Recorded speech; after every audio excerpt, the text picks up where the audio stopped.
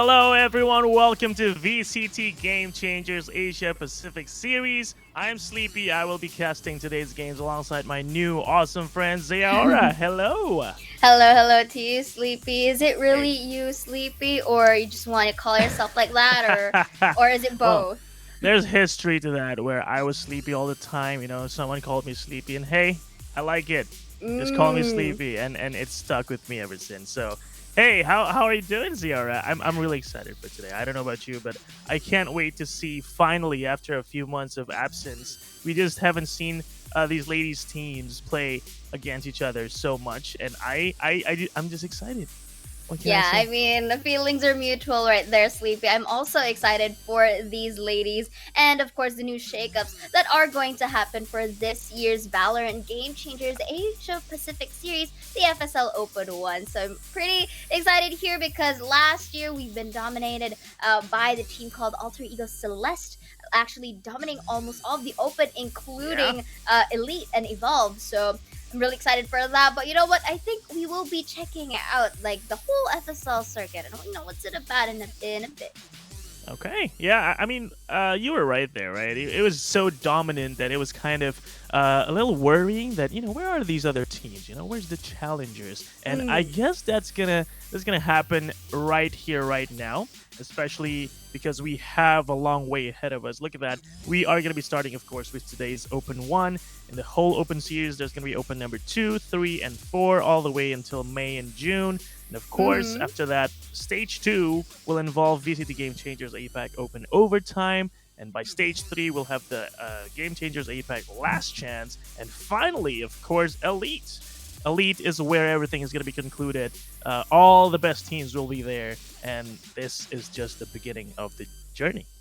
Definitely, and I'm pretty excited to be a part of it. And of course, we will be seeing each other more often as we already Yes. do Sleepy. But right now, we are going to start it off with FSL Open 1 here with the quick breakdown of our prize pool. So it's a total of 5,000 USD, and it is distributed accordingly. First place will get a whopping 1,500 USD. Second placer will get 1,200. Third will go 800. Fourth 600. Fifth to sixth will equally share 300 US dollars. And finally, for the seventh to eighth place, they still have that 150 US dollars. So, of course, no one's really gonna go home, empty handed here, Mm-hmm. but still. This is still a big prize pool, so I'm pretty excited on how our teams really play these games, knowing that the stakes here are quite high. And you know what? With that being said, we're gonna head on to the group stages here. Yeah, look at that. We have a lot of teams Mm-hmm. involved in this year. Look at that. Group A, Group B, Group C, and D. All those teams competed all the way until today's Open 1, where, there's only 8 teams left. So it was a bloodbath. I guess there was no mercy given by these 8 teams. We cannot Exactly. have everyone compete at the Open 1 playoffs. And therefore, here are your 8 qualified teams that are going to be playing today concurrently, actually. But of course, we're only going to be seeing 2 matches. X10Crit Esports, the female team, is here to compete. Team SMG, newly formed, also here. Quintuplet, Alter Ego Celeste, of course, your reigning Yes. champions. Fuma Gaming Ladies, Shoma and Friends, I love that name. Hero Zero Really. KDA and the Capital Arise are also here to compete. And it is an amazing lineup. You see a few old names, but also we also see a few new names. So this is gonna be Mm-hmm. like I guess, a showdown of the olds, the legends, and of course the newcomers. They're gonna have some stuff to prove to us today, Zayara, and here Yes. is the bracket itself. Definitely. And here we do have the bracket as you have mentioned. So we were down to 8 teams. And first match that we are going to witness today is going to be between X10 Crit females versus the Capital Arise. And of course, later we will be seeing another bunch of games. But these, if I'm not mistaken, are we will be identifying pretty soon the victors for these rounds, respectively. They will be Hmm. battling it out to a best of three. So, pretty excited how both of our teams, really have those new tactics at play, or, we'll just they stick to the fundamentals of how a Valorant is done. Yeah. I mean, I'm pretty sure we're not going to be playing the new patches, right? So we're not going to be seeing Of those course. new Icebox changes, the new Mm. agent changes, the new Yoru. My goodness me, please Oh don't my. get me started on that. So we're not going to see Yes. those today, but yeah, we're going to be seeing some old strats being reused and recycled today. But we're also going to be seeing new stuff coming out, especially from the new teams. You know, they come in with fresh perspective. They've studied all these, I guess, so-called legends and reigning champions, and they'll have something to do to deal with that. And I just can't wait to see that happen. But of course, today's first match is going to be X10Crit female versus TC Arise. Now, these names aren't really, unknown. Mm, X10 mm. Crit came from a previous team called Mad Army, Smart. the legends of Thailand. And of course, TC Arise have been competing since last year as well. I guess they just kind of rebranded a little bit. They decided to Yes. expand the TC, and just spell it out. The capital Arise. And I think that makes it rings better to me, honestly, Zia. So, Indeed. Indeed. yeah. I mean, I agree with you on that regard. And of course, you did mention they're really familiar names, even from last year, even before. It goes to show that they are really quite veteran at this game already. They do have that experiences equipped on them at the moment. But then again, we do have the element of surprise that Oh, can come yeah. from the newer teams that are going to, showcase what they got in store for us right now. And of course, just to highlight the Capital Arise, they were the Hmm. first ones again to actually use the map of Fracture, and hence Yes. they were able to win that out. So I'm excited to see if they are going to start from there, or get some new corners in check, or get some Mm. new utilities at play for later, or if it's actually going to be used by them. So Yeah. I'm really excited for the map selection that we'll be having on a later date, because again, the Capital Rise is going to be battling it out against X10. Again, you did say it was Mad Army from before, who Mhm. was able to steal one round from Alter Ego Celeste last year. Yeah, that is definitely the highlight, right? Everybody was like so afraid of Alter Ego Celeste that, oh my goodness, nobody can take a map off of them. But no, Mad Army said, you know what, I'll show you guys. I believe they were also newly formed when they Yes. actually managed to get that one map off of Alter Ego Celeste. So now, imagine the time that they've had to prepare for this open one in 2022. I'm sure they're going to come up with things that we can't even think of right now on top of our head. So I again am really excited to see that happen. But of course, map selection again. We talked about this yesterday when we were Yeah. rehearsing, right? We talked about how all these experienced teams, they will have a wider map pool, and so they'll be Mhm. more comfortable playing all these new maps like Fracture, and I guess Breeze is kind of still new. But for these new teams, we're gonna see them, I guess, focus on the maps that they're comfortable in, like Ascent, for example, the map of Mm. all people. If you can't play Ascent, then you probably haven't played Valorant for like 2 hours.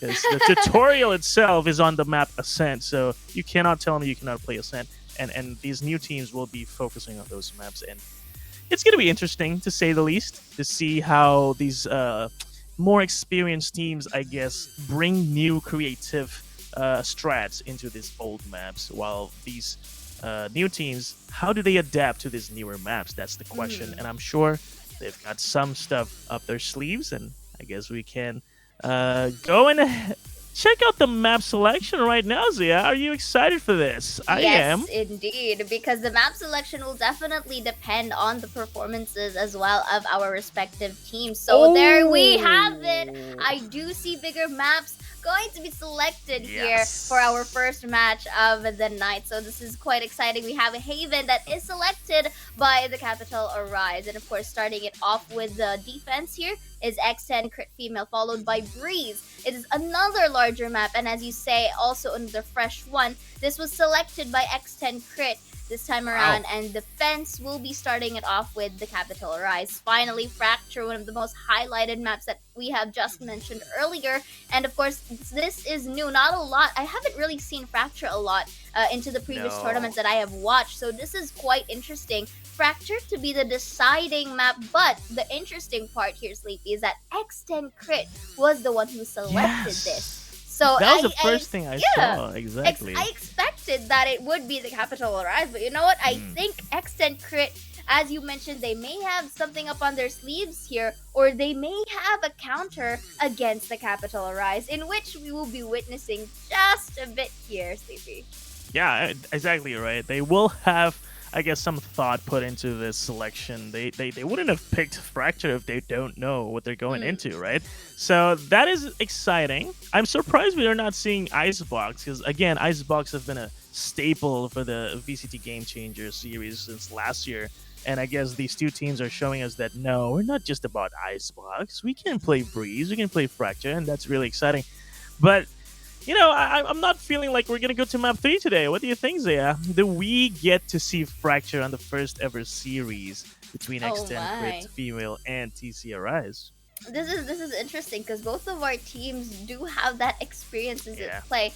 I think though, we may see a map 3. Wow, okay. Indeed. But I cannot say to who or which team is going to really get that 2 points at store. But it may be a close fight. But we do have this saying called the caster's curse. I might jinx myself, and that one of them just goes to sweep. We can never know, right? I definitely know what you're talking about. I am known as the cursed caster. I will always jinx whoever I pay compliments to. So I guess today will be about not paying compliments to anyone. Exactly. So I hope it doesn't slip out, because it's a second nature for me. I pay compliments when I see something very good happen on screen, and I hope you guys know that there's something good happening on screen. You will hear me compliment anyone doing whatever's good on there. So yeah, you're right. I think we might be able to see map 3 today, especially with these two experienced teams. As you said, TC Arise were the first team to pick up Fracture. That means they know that this map is supposed to be in the pool. It is in the pool, and why not make use of it while these other teams are still scrambling to figure out all these other maps? So they've got that creativity, they've got that bravery to pick up a map that nobody else ever played. And X10Crit, I guess, again, they have an org now. They were called Men Army, but now they've been invited over, I guess, by X10Crit. And with that, I guess, came support, and I guess there's more time committed to dig into Fracture and see what they can do with it. But what agents, though? Do you think we're gonna see like a different composition from all these other tournaments we've seen? Do you want to see any agent on Fracture? Well, I'm sorry, the light kind of touches my face at the moment because I'm looking at the roster. I'm looking at the teams right now. Yeah. X10Crit, right? So we do have Muffin. We have Ginny. Ginny is really one of the most established, female player, even from before, even in other similar games that have FPS as their genre. Ginny has been there on the spotlight as well. We do have Baby TZ. We have Alyssa as well. If I'm not mistaken, Alyssa, this is from the Philippines too. We have Polly, and just recently in this sheet that I'm looking at, they have a coach to work with as well, just Sanfit. So this is interesting. They do have the guidance as well. So these, in terms of agent select, I think Ginny will still be in the variations with the likes of Sova and or Duelist, well, with the likes of Jet and or Neon, which she recently used into the previous showdown from FSL from the previous week. So we may be able to see that. Or inside of the Capital Arise, though, if I'm not mistaken, this is the full Filipino team. They do have Ali, they have Alexi, they do have Calypso, Shirazi, and Zinni, which remarkably they do have some notable players such as Shirazi as well, with the Viper, with the lineups as well into regardless of map. Actually, Shirazi has been very much popping up for the team in terms of support. Zinni as well with Alexi with her Jet. So most likely I'll be able to see still the Jet in the Spark of Light, despite all the hype from Neon. I still think that they would still stick to the Jet, especially we have bigger maps for the whole of match 1. Oh yes, I mean there's Haven, Breeze, and finally Fracture. I guess is a little more cramped, but on Haven and Breeze, I agree totally. We will be seeing Jet again and again, so we'll see if Jet is gonna be there. But I would like to touch upon that Neon highlight there. Maybe not on Haven per se. I did see Team Liquid play on Haven, but it was kind of scuffed. It wasn't like a big surprise where it's worked charmingly. No, it was an okay pick. So I don't think we're gonna Indeed. see Neon there, but on Fracture definitely. But of course, we're gonna be Maybe starting with Breeze as Haven and well. Breeze. Yeah, and Maybe Breeze, Breeze. yeah.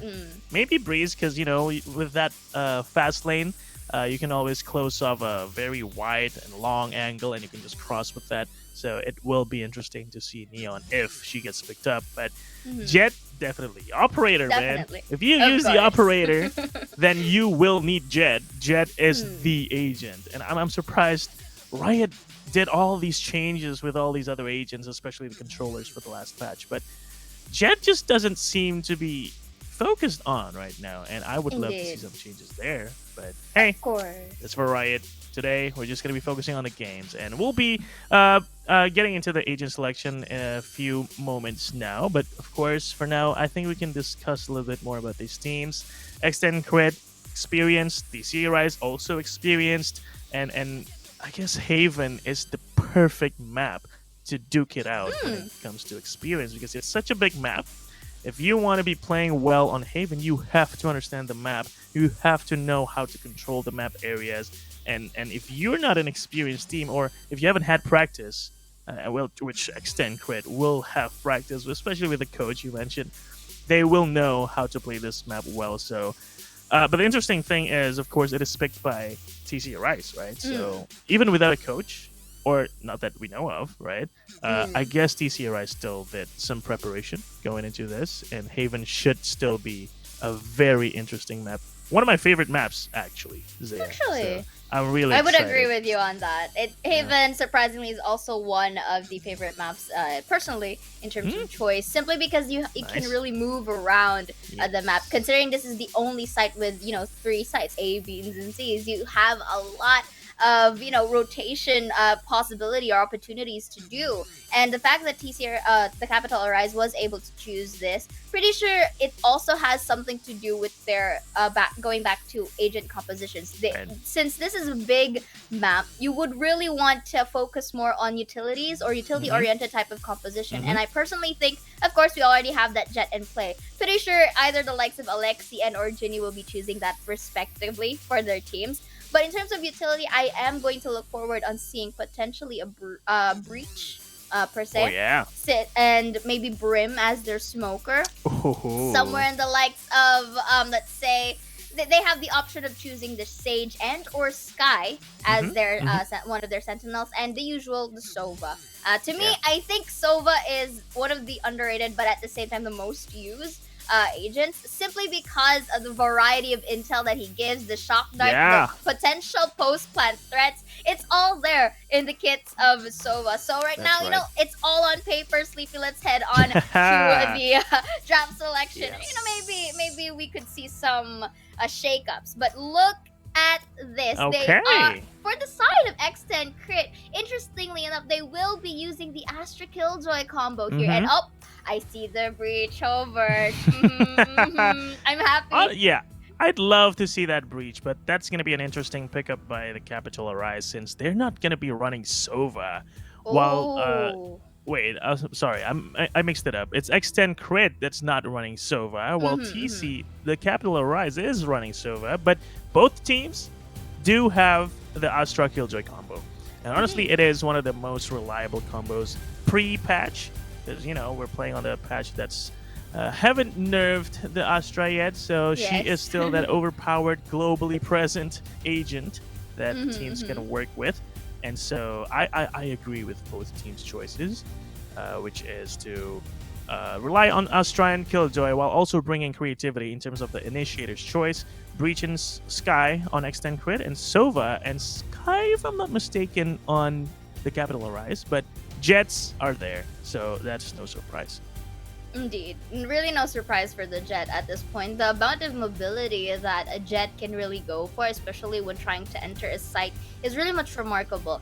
And the usual thing that Jet mains do, or in this case in Towards Heaven, is that they give space for the other team, because knowing that both the Capital Arise and X10Crit having this Killjoy Astra combination, it means they have the capability to deny actually deny that diffuse, or really go in towards that defense, trying to delay some pushes if ever need be. So I'm excited how both of our teams are going to capitalize on this said combo, because they may be similar in some, agents, but still, you have to take note. One has the breach, one has the Sova. So it's all down to, the timing as well as their execution on how to use these said teams. Because right now, we're seeing Capital Arise having 2 duelists here, with Twirly using the Reina.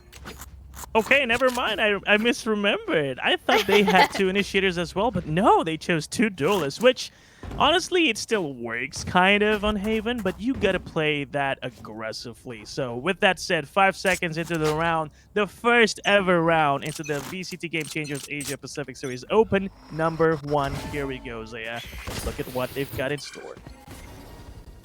Okay. Or starting it off.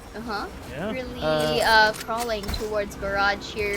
Quite because the perks of having the Sova. You get to bait out your drone at the same time, gather that information here, so you can have a grasp on how you're going to enter a specific site. Oh, she spotted. Oh no, Poli. That position has always been spotted by the Garage entrance, and Baby TZ with that 2 quick kills finally gonna get traded by Zini. And of course, they still know that Poli's still back there on site with 33 HP, and she survived while her teammates just came in and swept up all the players from the Capital Arise. And with that, a very quick first round goes to X10Crit.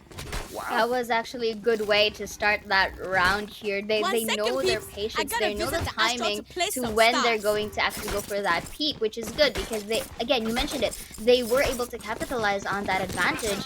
And, as long as that spike hasn't been planted, our defenders here have the luxury to wait, because the pressure is basically on the attacker side to get that spike down. So right now they're going to try a bit of a shake up here on towards Garage. Still the same thing, but in a more faster rate. But this is where the Killjoy kind of pops off, because of that swarm grenade. It delays the entry that comes from Garage area.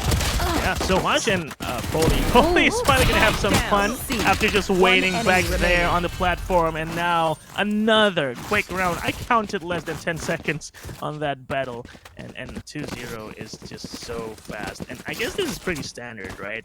Again, you said that TC Arise, they went into Garage. Facing against the Killjoy is just not a fun way to start an attack side, because you'll always be dealing with the Nano Swarm, the Killjoy turret, and this gives intel to X10Crit, and that's giving them some time to also rotate to help Poli, which Poli doesn't really need that help. 3 kills real fast, and of course the 2-0 is here. And with that, we're gonna go into the gun round of the Capital Arise, where Muffin is taking a very aggressive position with the help of her initiators. But the clearing is actually going to be done right about now. I don't think she's spotted, though. Oh, this might be a chance for Muffin. Muffin, oh no, she's going to get spotted because she did have to shoot that recon, and Alexi follows that up very beautifully. And with that, the initiators on the defending side, they will have to play this beautifully. Exactly. Because they kind of gave an opening here, but the variety or the rally that's coming in from both sides of the team was able to equalize it into a 3v3. We do see the Trailblazer spotting out Twirly here, so they may go have that option of rotate. But Baby TZ already up on her feet, decides to go already towards C-Link.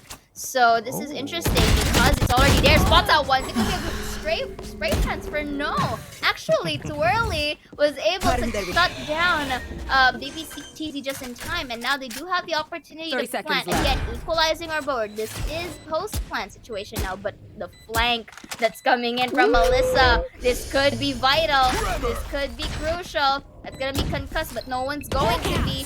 Is it gonna be a flash? Indeed, that's going to be the entry, a bit of a walk, but Vinny gets one, and only Alyssa to remain here towards Covey. They already have the crossfires ready. Yeah, and Alyssa can still get the clutch. This is unlucky. She has a Spectre, and she has to spot too many angles, and of course, the crossfire you mentioned is just too perfect. So, Arise, they played this very nicely with that equalizer, 3-on-3, and they just swarmed Garage and just went straight for Seaside.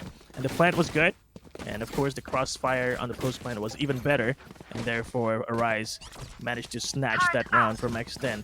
Even though, I guess it was kind of scary at first because they did clear Alexi, but then they got traded so fast because the initiators played that flashes very well. But eventually, I guess, Arise, they knew that C was left open, and they managed to get the timing. And BBTZ and Twirly finds the timing on Muffin this time around. A very quick opening kill. 5v4 is now in play, and therefore, I think B-side is one of the targets they're looking at.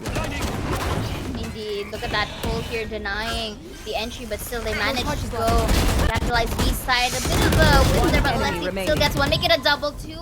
Again, for Twirly as well to get a kill of her own. This time Arise starting to pop off here in towards our fourth round, and only Polly, the remaining member, gets a peek, but Alexi already has her crosshair ready in towards Garage to equalize the board. Oh, that's really sharp. And such an explosive entry, too, by Alexi and the Arise squad. Because they just went in, popped off a recon, and Alexi just had the time of her life trying to dodge and shoot people when they're not looking at her. And that's one of the best times to shoot at people, you know? When they're not looking at you, they're really distracted, and headshots galore for Alexi. So now, equalized 2-2, but the problem for X10 now is that they have to work with scraps. They have shields. I know it's pretty sharp, and it is indeed sharp. Twirly with the fast trade though, so it is still a 4v4, but oh my goodness, Polly! That shouldn't have happened with that frenzy, but regardless, Alexi finds one through the smoke. Alyssa will not be happy about that. And two players now on A side while waiting for the outstretched flank. Pressured on now. Twirly finds a kill. Zini as well, and therefore the flank has been rendered useless. Loving the aggression suddenly that came in from Twirly. Really gave some space for the members, but Twirly still up on her feet in towards A short. Will be spotting down one, crouches down for the third. Beautifully done here as Arise was able to take advantage of this round and is ahead now, at least by 1 point against X10Crit. So this is a quick replay here. Beautiful spray here from Alexi before going in towards her demise. But the trade-off that you mentioned earlier from Twirly is remarkable. It really did not, let Alexi's death in vain back there. And it was really, it was worth it for the team because they are now economically healthy. And for the side of X10Crit, no, we do see Muffin with the operator. So let's see if this shakes things up a bit. Yeah, but unfortunately, they're trying to dodge this operator. Somehow they think that A short is not worth to try and get into, and they're gonna just right away start entering B side. And this is like deja vu. We saw Alexia did the same thing before and it worked wonders. But now there are timings to be worked on, and Baby TZ actually did that very well. And now this is a rare side for TC Arise because they've been doing trades very well, but now they have a 4v5 deficit. And Baby TC, of course, with her utility still intact, it is still a very tough job for Arise to try and enter either B garage or even C. And A is on lockdown with that operator on Muffin. So even though she did not find an early target, she still gets some map control for her team. And this makes it just that much harder for Arise to figure out. And now looking here, I like the slow push that's coming in from Arise here. Earlier from the previous rounds, we've seen aggression. We've seen those really heavy pushes coming in from them. But now they took their time. But look at these utilities across the board. Ali and Baby TZ gets their trade-off, but Baby TZ for a third before getting taken down by Zinni. And then another one from Ali. Polly for the trade with the operator, but Polly still takes two from the crowd, was able to really take advantage of the positioning. Unfortunately from Arise, they were kind of grouped together in the entrance. So that kind of made it an opportunity or an opening for the side of X10. I'm seeing some favoritism here on Arise's side. They love B, right? They just always gather up outside B. They're always trying to get into that small entrance towards B, and that's a problem, right? on the X10 side, they know it's a very small entrance, guys. So I think we can just wait on C link and A link and just have them come in, and then we can just kill them one by one. But now, Muffin, oh no, she got the angle a little too late, and Shirazi with a very quick one tap will get that operator down. And again, this has been the trend with Arise. They know how to find these entry kills. With 5v4 advantage, I think it's going to be even easier for them to do a split, especially now that they know Sky is over at A short. I don't know if they know. There's 2 other players though. So Alexi, they might just try and find a timing with her and see if she can find an entry and then explode. But oh, the timing. Genie knows. Genie's going to be... that jiggle is beautiful. That flash is going to be following up.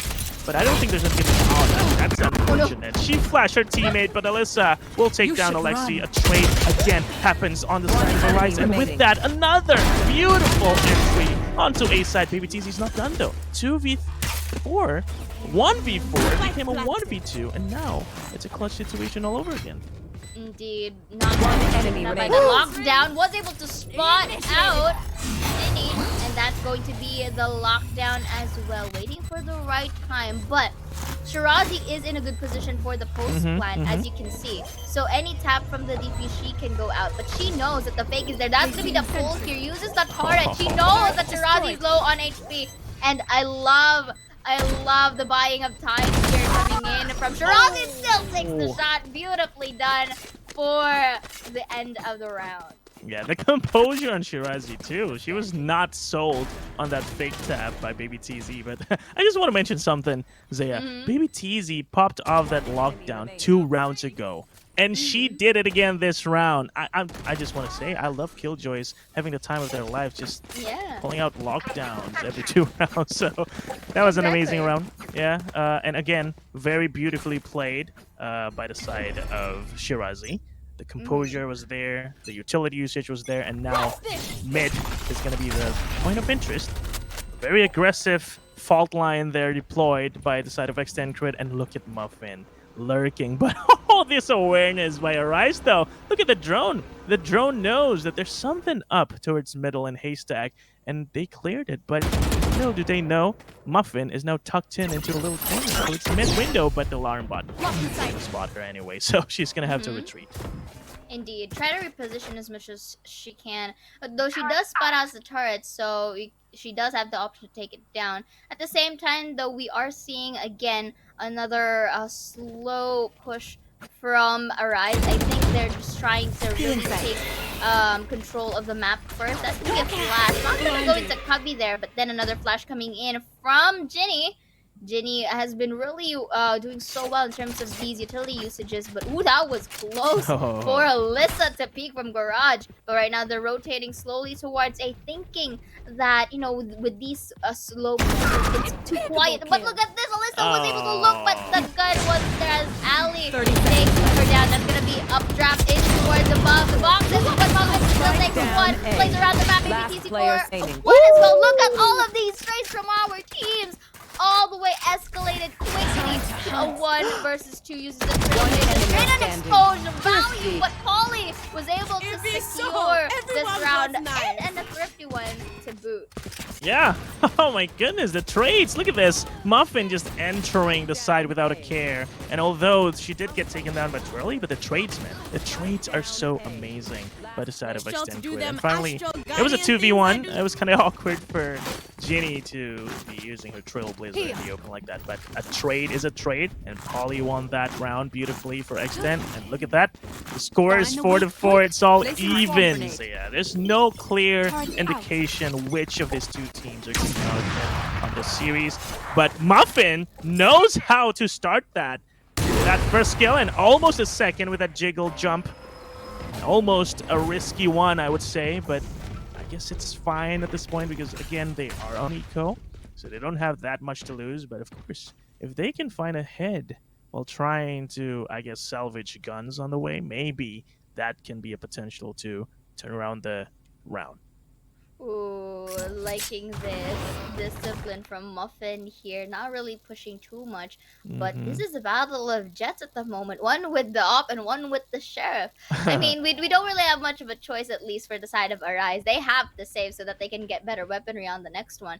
But look at the crosshair coming in from Muffin, very ready to hunt someone down, while the other members tries to crawl their way towards A respectively. But that's gonna be a missed shot. Alexi was able to spot out two. As well with Lissa with Breach. But look at this. Polly gets one from the flank. Zinni for the trade. And it's a 3 versus 4. Ginny knows they are here. Left. That's going to be a spike down. Shiraz is here. We have not much of a choice. That's going to be a flash, but not going to blind Shiraz. One enemy remaining. From window, but Alyssa's already there to secure that area, and only Alexi with the sheriff to work with and 85 HP. Ginny spots it out at a pixel peak and gets them their 5th point. Yeah, that was a little bit of an awkward push by Alexi, I guess. She got timed by the players on the X10Crit side. So Ginny got that haystack position. She killed the Sova, and the spike dropped like in the middle of nowhere. So there's really no choice for Arise to on how to recover that spike. And again, the team on X10 side, they know that the spike is dropped and they gathered right away so that they can make sure that the spike is secured. And yes, 5-4. X10Crit will come away ahead for now. And again, the operator is going to be on the A long side. It's going to get cleared by the drone. And she didn't manage to take the drone off. So they will know that she's here. But do they realize that Alexi is ready with the crosshair? Very nice shot. And with that, another opening kill goes to Arise. But the question is, can they capitalize on that and split A? Or do they want to take it slow again? I think this time it is worth it to go back, because look at C. C is very open, but of course they don't know that. And this Alexi move is going to be interesting, especially if C gets a kill, because now the attention of the X10Crit side will always be focused on Alexi, while C is being worked on. Very good distraction or diversion play coming in from Alexi, as you've mentioned. And you see the plant is going to happen, but that's going to be the trade-off from Arise versus 4 now in towards it. That's going to be a rolling thunder, but from the behind, Ginny still gets swirly down, wondering why the angle is last player standing. Ali as well. Ginny is trying to pop off as well here, taking these kills through and through. They do have the opportunity to go for this post plant. Just time to try harder. Takes a quick peek, and that's gonna be a 4K from Alexi. Wow. Alexi has been very effective. I'm so happy to see this. Alexi just knows when to push, and she knows how to, I guess, pull away attention from X10Crit and just let her teammates work on the other side. And this is the kind of trust that, don't get built up by, in about 2 days. They've been working on this lineup. They've been working on this setup where Alexi is just sent on her own to wander the lands of X10Crit without fearing that she might die alone. And you know what? Doesn't matter. You can die alone. As long as we get C-side, we can win. And you know what? Alexi didn't die. And she was the one to close off that round with a 4K. Indeed. So it was an amazing round, I would say, for the Capital Arise. But still doesn't change the fact that it is still a 5-5 Zia, and the performance on these players have been amazing. Baby TZ, look at that, 13-8, and she's already farming on her way to her 3rd lockdown. Indeed. And this is quite interesting because, again, at the end of the day, we are going to consider how their aim duels are, going to happen. Yes, you do have the utilities to give you some space, to give you the opening or the opportunities that you want. But if you're not going to win your duels, that's going to be a big thing. Hence the reason why Baby TZ is, as you mentioned, on her way to her 3rd lockdown, because she was able to really stack up her ults because she's been really popping off with all of those sprays and the timing. But right now, because of the timeout that X10 called, which is personally, I kind of agree towards that call, because it gives them the opportunity to reset. This is a 5-5 scoreline, so you would want to, really gather the points as much as possible. So your ideal shot at it for both sides of the team is a 7-5, right? But if basically a reset of a potential 6-6 is possible here, and it is. I am already visualizing a really close fight between the two. Yeah, Alexi almost getting taken down there. I saw the plan for the Capital Arise there, planting Alexi towards C-Long, but this time Ginny is the one ready to pick up someone not ready, not aware of the angle, and Ginny delivers with one quick kill. Pops a flash to take a reposition towards A long and towards the A side. With that, the rotation is going to come through, and Ginny, you have to survive. You know what? I'll do you one better. I'll get a kill and then die, so now my teammates can play a 4v3, which is a totally manageable and very much easier than a 4v4. So, once again, problem on the side of Arise, 3v4 is not ideal, but Alexi is once again going to be given that trust to play alone and learn to play 30 alone. seconds left. Sorry. To work on that A side and maybe draw the attention once more. But no, it's actually going to be an A split. But who's going to take the first contact? That's the question. Is it going to be short or is it going to be long? Most likely Alexi, because she may want to bait out the remaining HP that she has. So that's going to be an entry. Maybe TZ takes one. That's going to be a trade as well left. for Alyssa. Fake plant, but remaining. we'll still see Polly in the sides. Oh She no! gets to spot out one first. Is it? Oh, she spots out the hand. Now she knows where Shirazi is, but doesn't have time here. Oh, actually, yeah. Doesn't have Last time round to plant before the instead, but you know what? That was actually a good, time to waste here, just so that she doesn't get killed off, and that was great. But let's watch the replay, for more clarity back there. So you mentioned Ginny did a pretty good job in just getting 2 before getting taken down. There's a lot of a domino effect happening here. Shirazi takes 3 on the process, but didn't really have the time. So again, it's not sometimes more about the kills. Sometimes it's just about you buying some time to not get that spike down. Yes, they did that very well. They did buy some time, Ginny, and of course finally the clutch by Muffin with that fake cloud burst. But let's get into the next round, the final round of the half. Is it going to be the 7-5 round that Zia talked about, or is it going to be an equal 6-6? We'll have to see this round. And the lockdown, that's her third lockdown, by the way, this first half. So amazingly, we see a 3 lockdown round by Killjoy, but I don't think that was the most effective one that she could have played. Because, well, it was early in the round. It was barely 120 on the clock, and now there's no option for retake for X10Crit if Rise manages to take the side. And now with that Cosmic Divide, there's a gap though. Alyssa might be able to manage a kill or 2 with this gap, and maybe even with her utility, she will be delaying all the players. The counter lockdown finally popped. Flash actually works for Alyssa to get a kill, but traded away by Ali immediately. It's Twirly finds one small hit through all the mess, and Baby TZ, without a lockdown, she will still be powerful enough because she has her Vandal and another 3v3, which is going to be a little bit hard for them to defend this post plant because there is one lurker on the side of Haystack, and that is Poli. Indeed. Unless, of course, the Sova or Zinni doesn't get spotted. This is going to be another Cosmic Divide. They have to force their entry points in here. That's going to be a DC. Not sure if they are hearing it. This is the Hunter's Fury. But it's a bit too early, but the defuse is still there. Oh, they're going to die. The Poly gets Ali down. The defuse, there's no way to it. It's going to happen. But they were able to defuse it just in time. And the predicted 7-5 happens in the side of X10Crit. Okay, there you go. See, no caster jinx for you there. At least 7-5 you said. It's 7-5. Maybe. Oh man, you're trying to jinx the jinx now, aren't you? Not now, she said, guys. I don't wanna expect, because I have never had a jinx that actually did not pull through. So yes, this is a first. Okay. All right, that's awesome. 7-5 for X10Crit. That was a beautiful round. The retake was amazing, even without the lockdown. I mentioned that she kind of pulled off too early. But it doesn't matter because Cosmic Divide was still there, and I guess the Sova ult, you did say that it was kind of too early, right? The problem, of course, multiplied itself when Poli tried and entered the scene with a kill towards one of the players on Arise, and I guess it was a little bit confusing for Shirazi because with all the Nebula, with all the Cosmic Divide that was put down by Poli, Shirazi could not find the time to kill the diffuser when the diffuse was being stuck. So it was a beautiful round, but also a messy one for Arise. And so 7-5 is looking like a very even uh, I guess score line, but attacking is gonna be very fun for X10Crit, especially with those two initiators.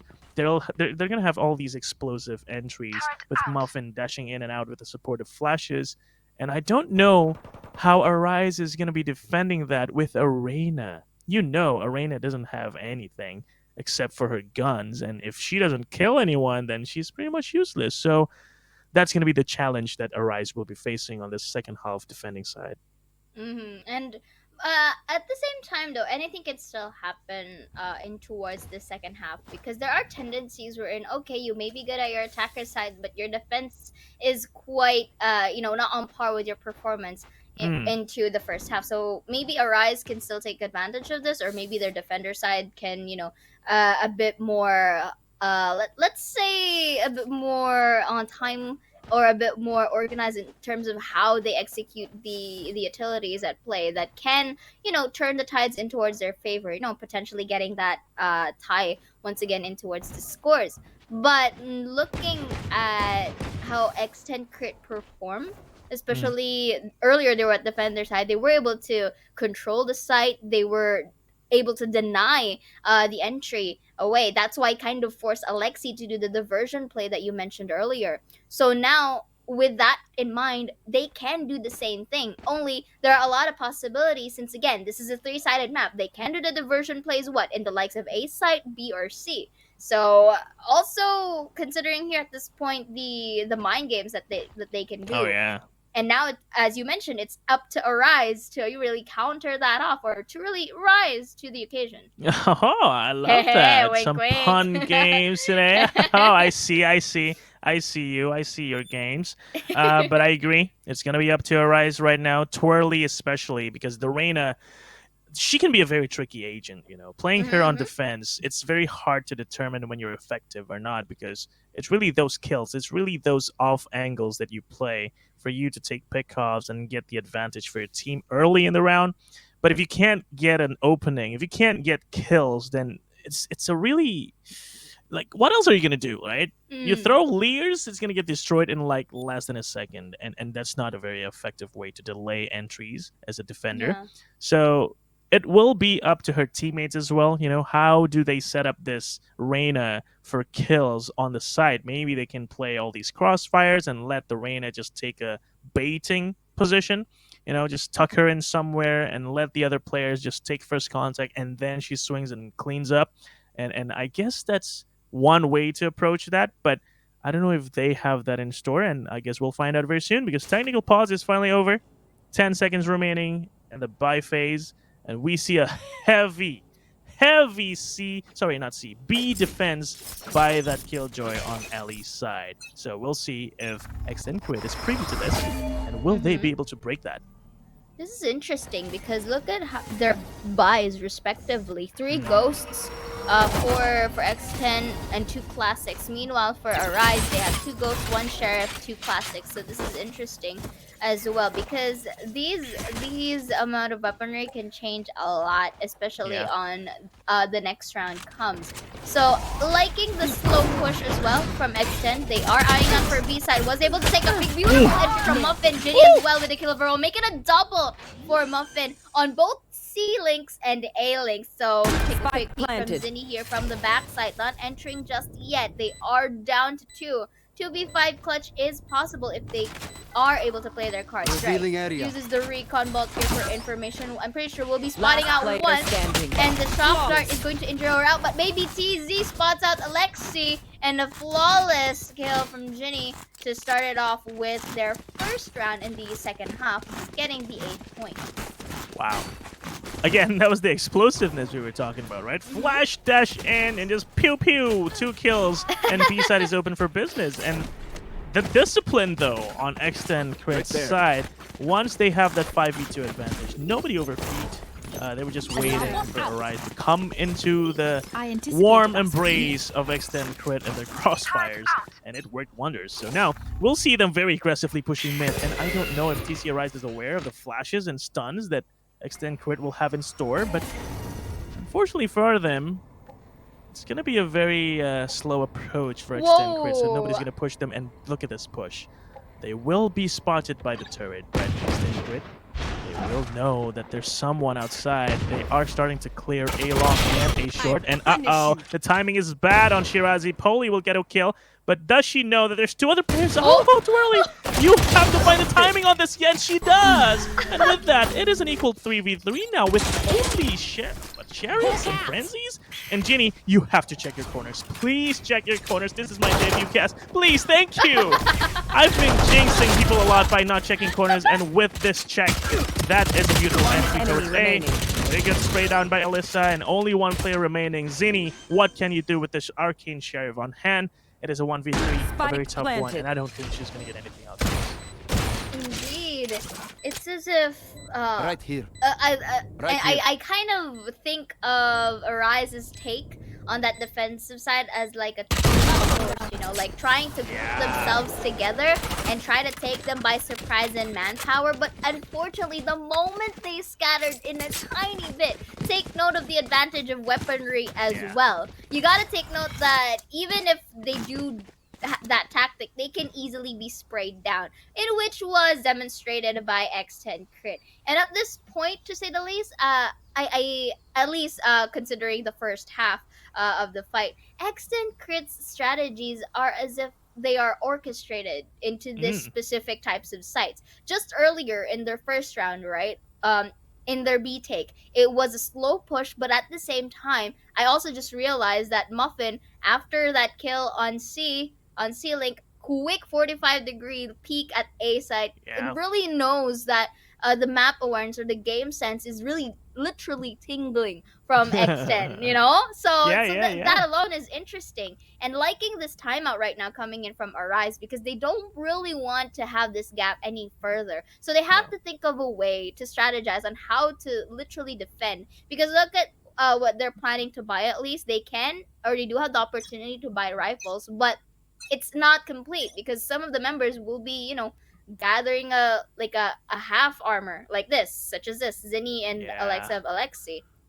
So yeah, this is gonna be interesting. And again, I want to pull our attention towards Twirly because once again, I will be highlighting this nonstop. The Reyna is just a very tough agent to figure out, especially on defense.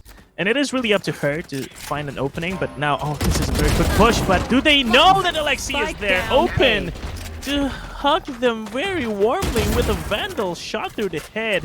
They do not, and that's a free kill for Alexi. Virtually no damage taken, but Alexi finds someone, another head in the counter, and that is Ginny's. That is the IGL, and now another player is going to be tested towards Garage. She's going to take one. That's a good trade by BBTZ, but she is open, and fine. Wow, Holy actually finds that kill with the Spectre, but it is still a 3v2, albeit Alexi tech down to 42 HP, so it will be a little bit challenging for her. But I think the man advantage is enough for them to play this right.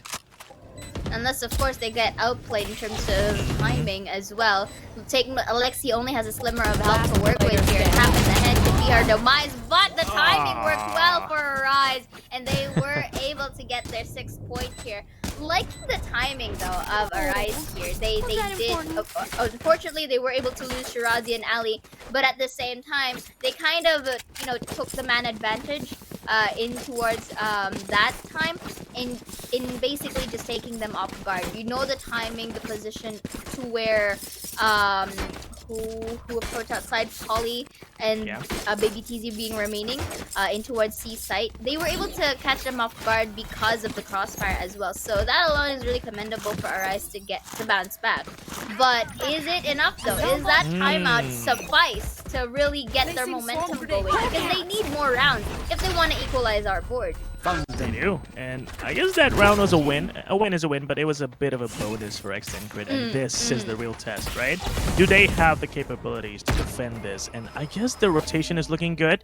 All the players on the X10Crit side are gathered towards A long and A short. Committed A push, but Ginny finds that kill with that weird and awkward angle, and again, Muffin. You are so strong with the entry, and with that, 3 players just like that are down on Arise's side. And another 5v2, just much like the pistol round, they will show discipline here and just wait and wait and wait until Arise players decide they are going to push, and then they're going to pull off the crossfire. Even the jiggles are perfect, and this is not possible. At least in my head, there's no scenario where Arise is going to be coming out on top on this round and turn it around to 9-7. So, oh, but they're going to try anyway. This is hard, Shirazi, though. oh my god, what are you going to try to do here?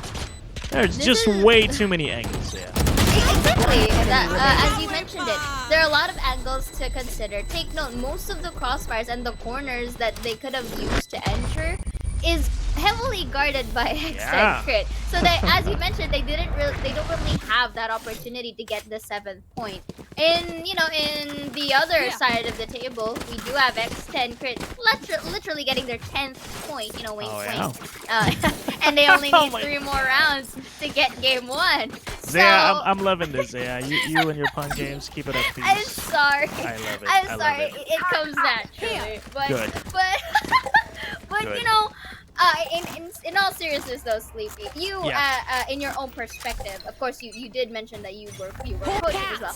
What does Arise? What did they have to do to actually try and turn things around here? Since we're already having this gap, it's already being distinct, and X10 is already economically healthy, and it forces Arise now to go for the save. What do you think they need to do well, at least on the next round?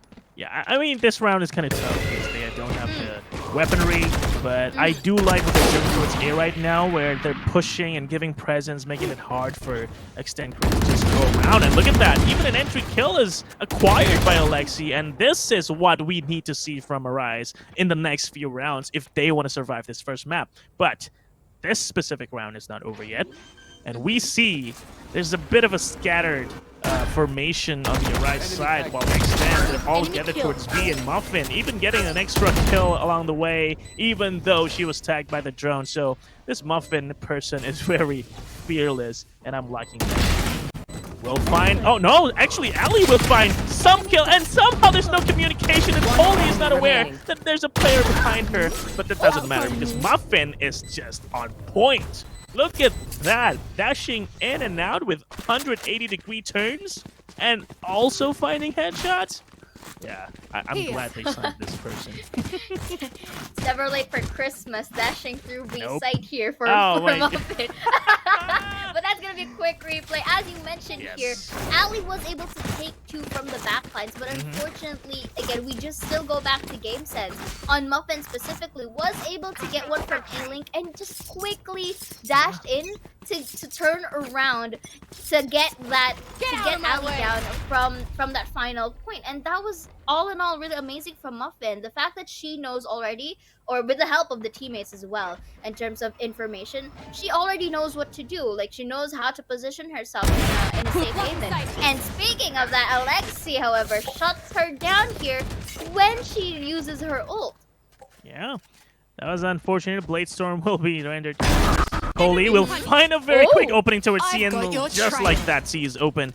And this is going to be a prompt for X10Crit to just take the side plan, spike it, get the hell out, to just start the post-plan process. But look at the side though. There is a lurk happening, and Ginny will be found by the op. No, Alexi! Actually whiffing that. And with that, I think there should be a call for Arise to start that retake, and Alexi even finding that kill, so that's good. And now they can start focusing on the retake with that lockdown initiated, and C-Long is where the party is at, and I think Alexi is going ahead towards that party right now, but can they find the kills they need? That is a distraction by Alexi. There is a Rolling Thunder to cancel the defuse, but Alexi and Twirly finding two quick kills, maybe even the 4th on Alexi. That is a great retake on the side of Arise, and that is not a defuse. What is the plot twist on this round, Zaya? I cannot comprehend.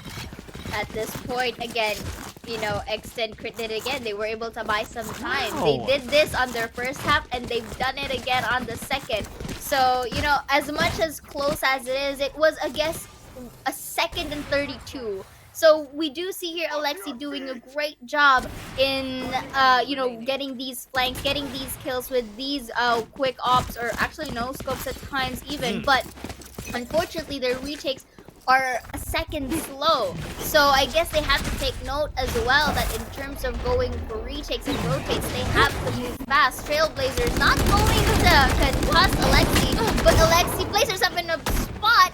Muffin forces to retreat back there and slimmers down Alexi's health by, 16.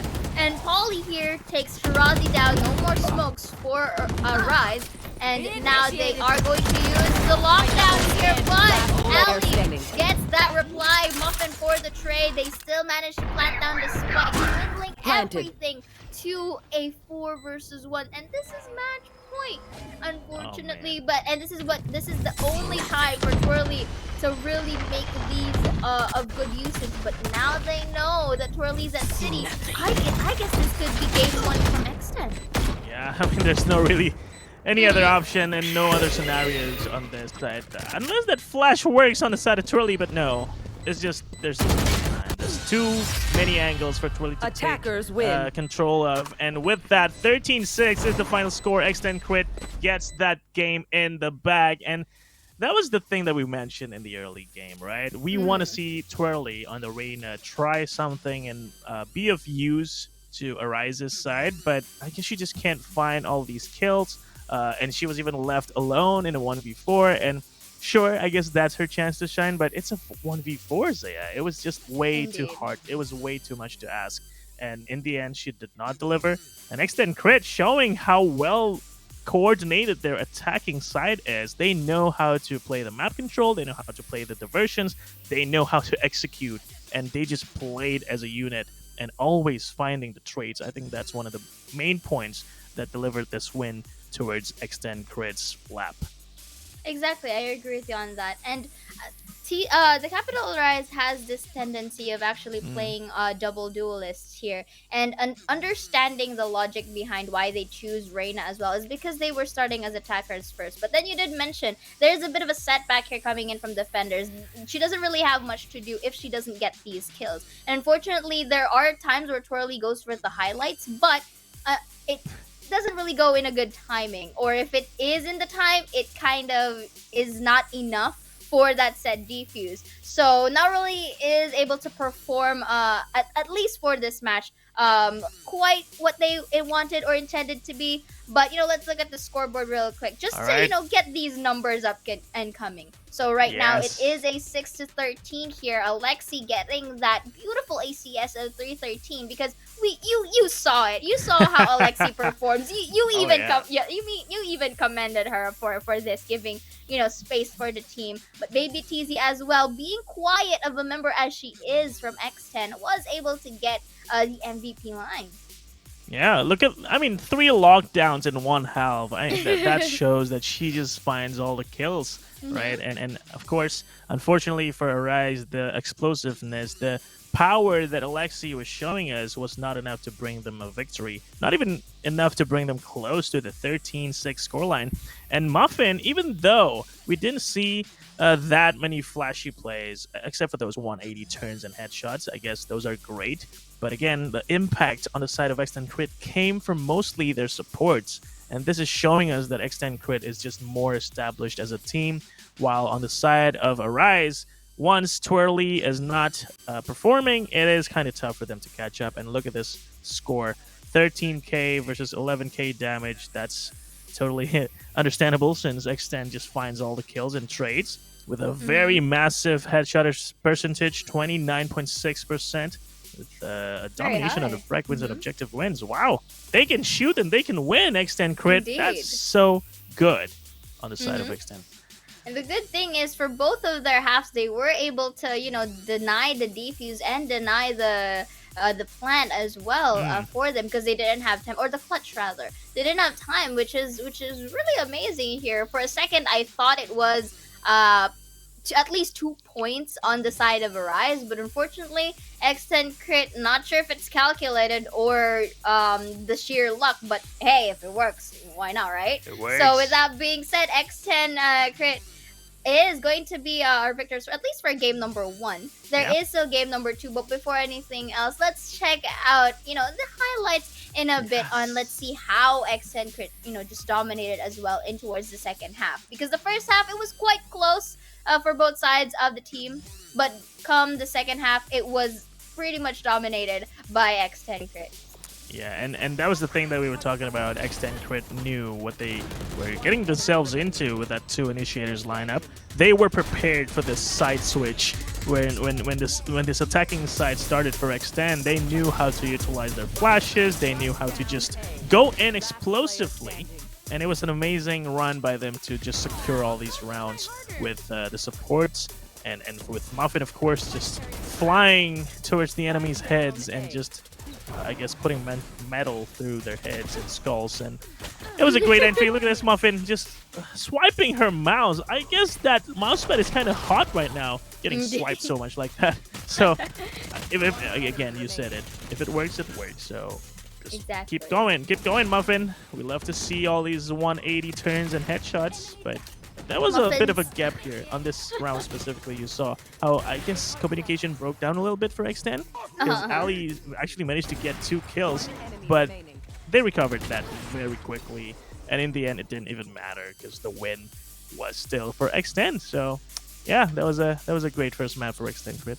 Exactly, and man, I'm just sitting here at the back, but I'm low-key hungry because of Muffin's in-game name here. God. It's not stopping, guys. Zaya is not stopping. With I'm this sorry, game. but you do have that that unconscious psychology back there. But you know what? We will get to see more of their names pop up in towards that kill feed. Of course, once we head on to game number 2, when we go back after a quick break. So don't go away.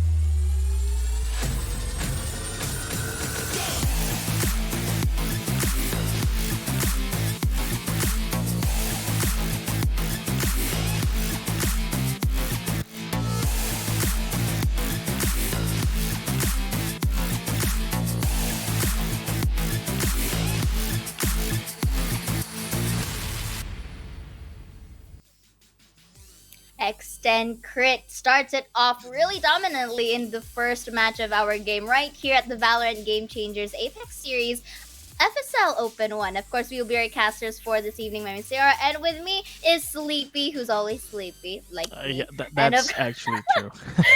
of course. Yeah. So as mentioned earlier, we did see X10Crit win off game number 1 here in our best of 3 series. So this is the last chance, potentially, for the Capital Arise to literally get themselves this point so that we can get on the decider round. And the next map that we're going to have is Breeze. Breeze, as Sleepy has mentioned, it's quite fresh. It's also a big map and a whole lot of strategies to work with as well. I am expecting, though, in terms of agent picks, somewhere along the likes of maybe Neon, because I do like the speed entry or the opening that a Neon can really provide in this specific map. But you know what? We're just heading on straight to the draft let's selection. go. Okay. Let's go. You know what? Yeah, just like Neon sliding wherever she wants to go. We're sliding into the agent's pick screen now, and the Vipers are already locked in. I mean, there's no question about that. And Chamber is gonna be showing his face here, and Twirly's actually back on the Reyna on Breeze. Wow.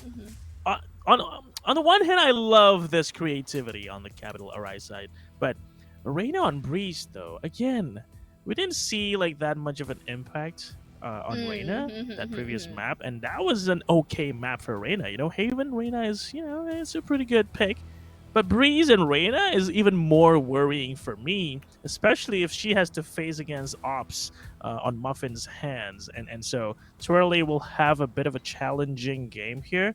But of course, what do I know? We might see some surprise coming out of the Capital Arise, and I guess we're just gonna see Select your X10Crit agent. stick to what works. Cypher, of course, is also interesting.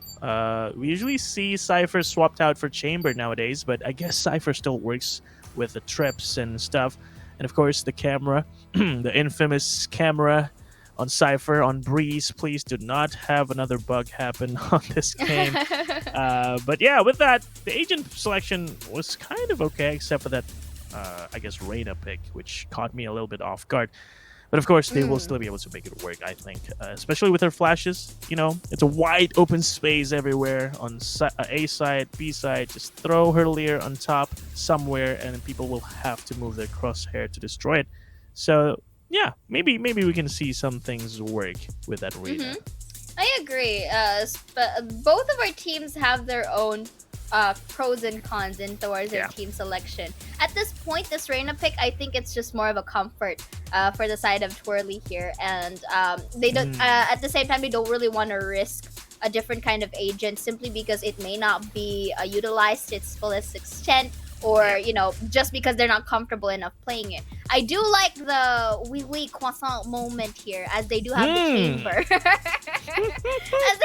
as they do have the chamber, to work with here. So let's see if his mini sheriff that can have here, at least for the start of the round. Take note, it gives a lot of difference when your sheriff has a scope.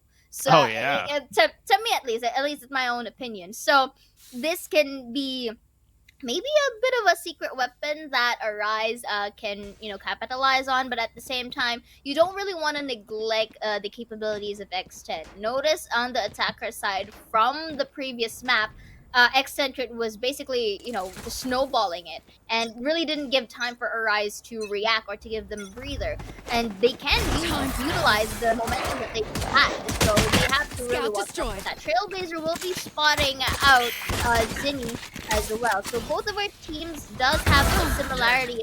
The Jet, the Viper, and the Silva. But as you say hello, Muffin takes calling for Killabaron Shirazi. One enemy remaining. And Alyssa, quick on her feet, was able to spot out Shirazi in that corner. Spike and now planted. plants the spike. Post plant position is pretty much doing good for the side of X10Crit. Yeah. 4-1 against one Frenchman. What can one Frenchman do?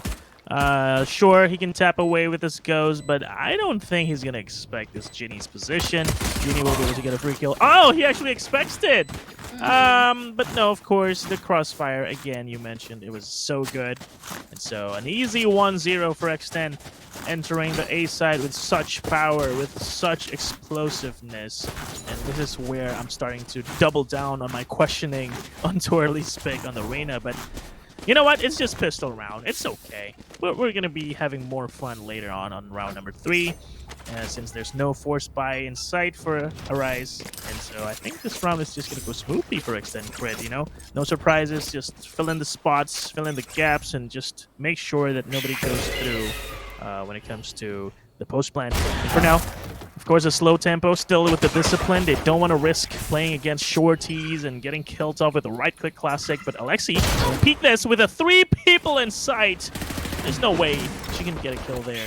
The drone is going to prompt our friend Twirly to try and find an opening. But oh my goodness, the discipline. Again, X10Crit just knows not to risk it. And because of that, Ginny will be presented with 2 players just walking straight into her crosshair.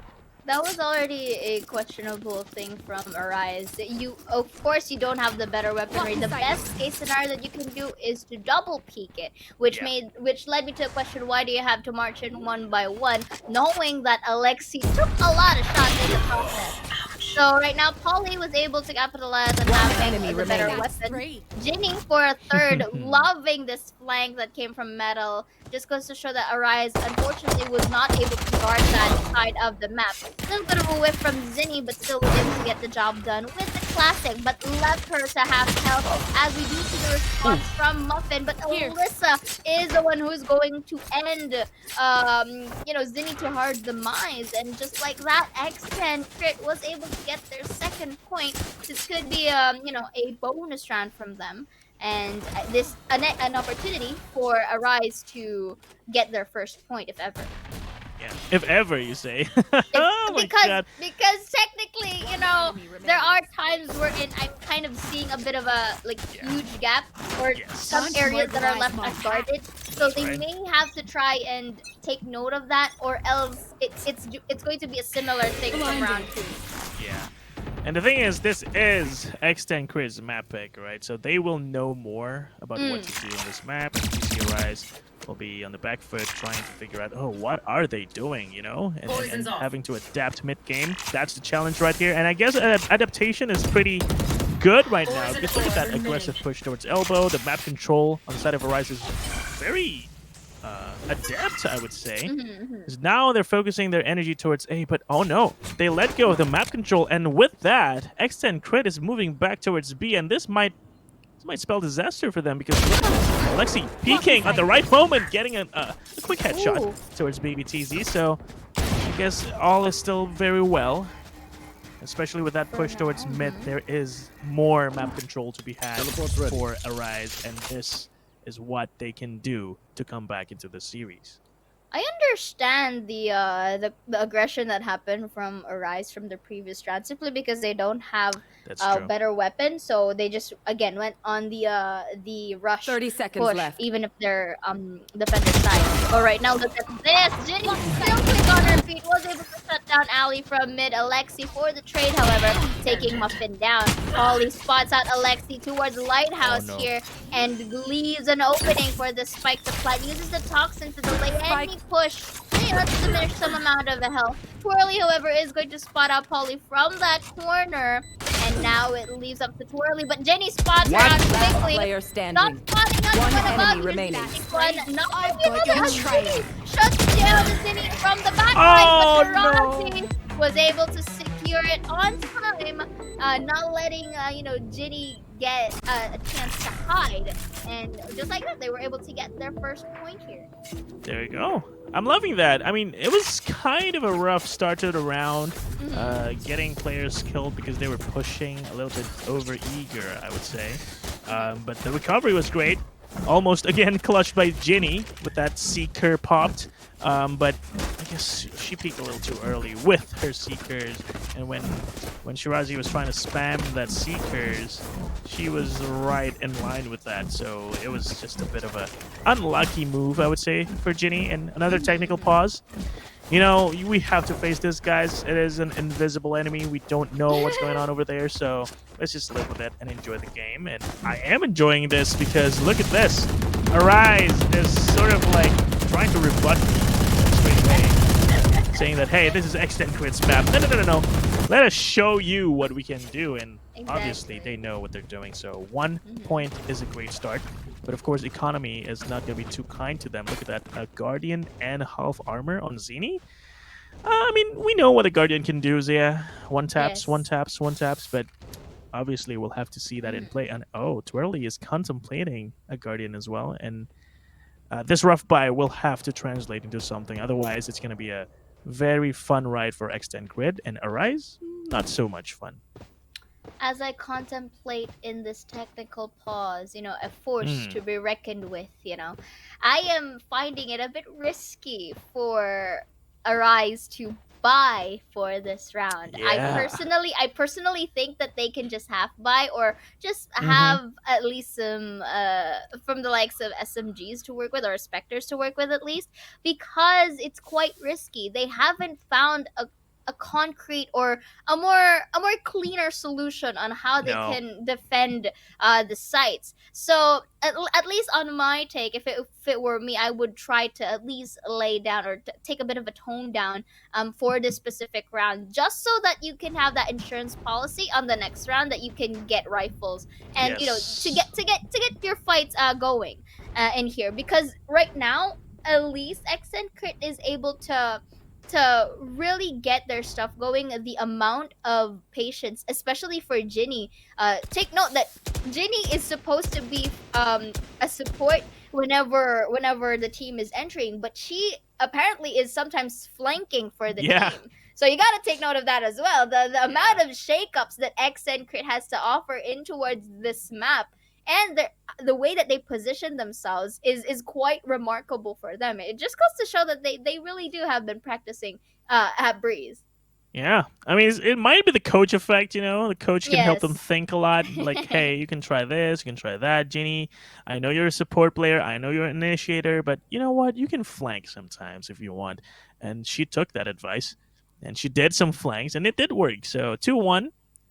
Shows that, but I agree. Like, Arise is forcing it, I think, by purchasing this route. And here's the problem, right? They don't have what it takes to play all these long-range fights when they only have half armor. And of course, they will want to be saving for that operator, because it's a jet and a chamber lineup. If you don't have an operator with a jet and a chamber lineup, there is something very wrong with that lineup. So yeah, economy, man. You gotta save and make use of the money that you save well. Otherwise, it's gonna be hell. And I don't think they're gonna be enjoying this. And they might be taking your advice with that Marshall purchase by Ellie. Otherwise, it's gonna be tough for the next round if they lose this one, which we don't know. They might lose it, they might win it. But I think they might be taking your advice. Look at that. Oh my god, are you on their Discord? Zaya? We are in the same Discord, my guy. We are in the same Discord, my guy. Look at that! They're selling all their guns. Oh, thank you.